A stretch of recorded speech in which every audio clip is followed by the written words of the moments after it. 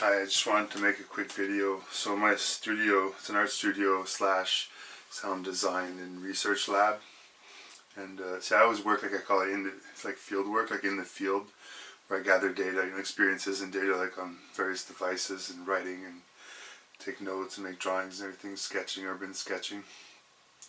In the studio, that's like my lab, so my atelier. And I was just thinking about like the sanctity of the workspace. Like I've had like bad experiences that I don't need to get into, like with people breaking into my studio and vandalizing art, stealing art. And I always thought that like, bro, it was an intrusion in like the sort, not just in privacy, but it's like I said, the sanctity of the workspace. Like I want to bring sanctity into the workspace. That's one of my things. And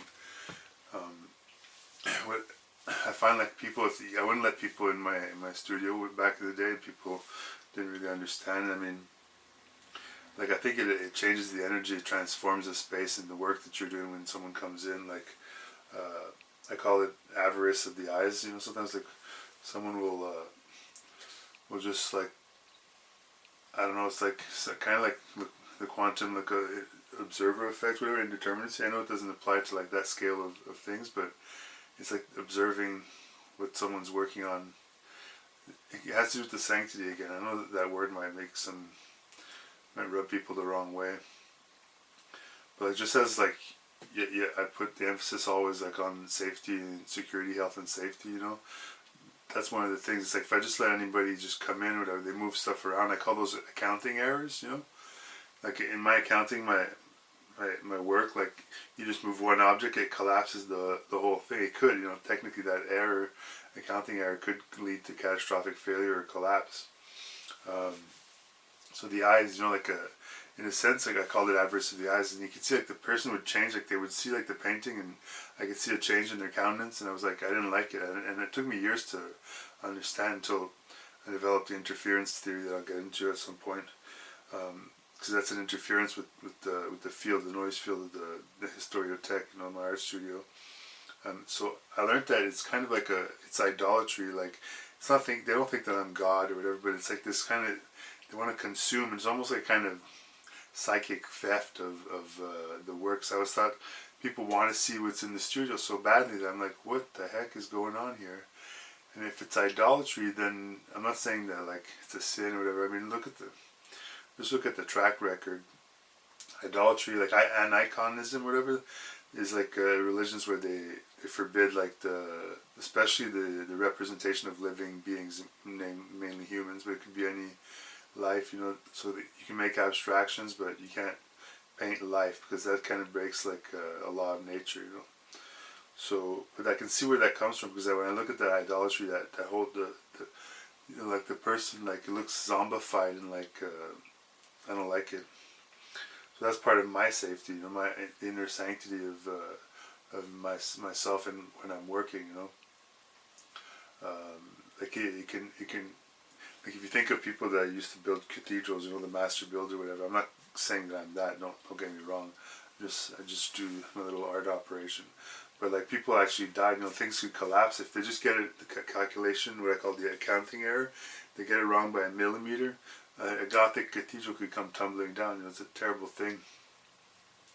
And like also, like I find that working like in the old village where I live, like I find there's like this resonance kind of that goes on, like where I'm creating value out of nothing, essentially.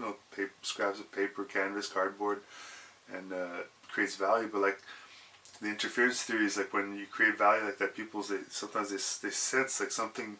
Like it's that greed, like they sense like there's something magical and mysterious, and like I said, people have broke into my studio and all that, and like had people steal portraits that I really loved, and other mostly portraits for some reason. My entire history painting collection, my history project, like they took it and they started nailing it to the walls and ceiling in this room in the apartment, the duplex where I was living, where I was building one of the first iterations of my historiothèque or art studio, my atelier. I don't know, it's crazy stuff, but I just find, like I'm not saying I'm better than anyone, but I'm very strict when it comes to health and safety, and then when it comes to the sanctity of the workshop, because to me, the workshop is a representation of my inner workshop, and my inner workshop and the workshop is, I would say, is the representation of a more, I don't know, ethereal kind of workshop, whatever. And you don't have to believe in that shit. I mean, I don't really believe in myself half the time, but like, I just know, like, it's not just a question of disorder and entropy and information content, whatever.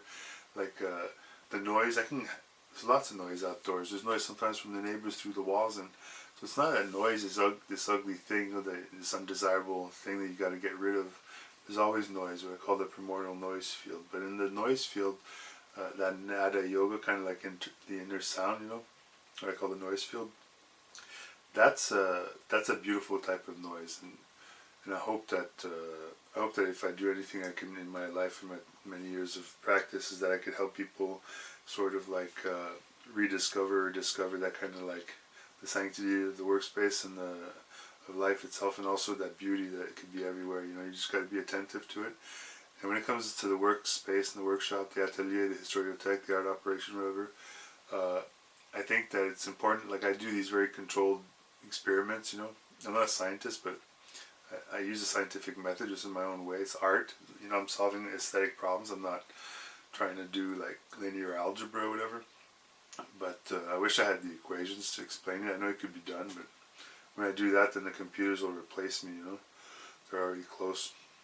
And it was, I sort of lost my thought. It's just that, yeah, I'll leave it at that.